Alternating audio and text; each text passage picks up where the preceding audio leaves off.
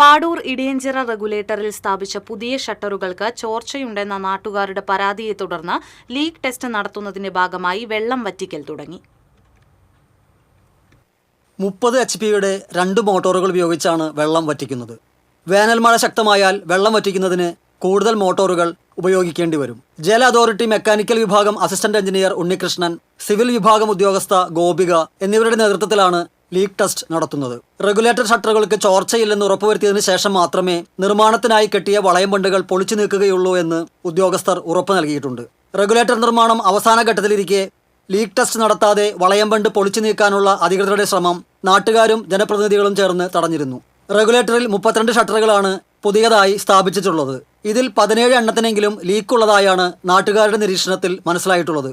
നിലവിലുണ്ടായിരുന്ന റെഗുലേറ്ററിൽ ഷട്ടറുകൾ ദ്രവിച്ചതിനെ തുടർന്ന് മുല്ലശ്ശേരി കനാലിലേക്ക് വ്യാപകമായി ഉപ്പുവെള്ളം കയറി ജലസ്രോതസ്സുകൾ മലിനമായും കൃഷി നശിച്ചും നാട്ടുകാർ ദുരിതത്തിലായതിനെ തുടർന്നാണ് കോടികൾ ചിലവിട്ട് റെഗുലേറ്റർ നവീകരണം തുടങ്ങിയത്. മെക്കാനിക്കൽ, സിവിൽ വിഭാഗങ്ങളായി 5.04 കോടി രൂപയുടെ നിർമ്മാണ പ്രവർത്തനങ്ങളാണ് നടത്തിയത്.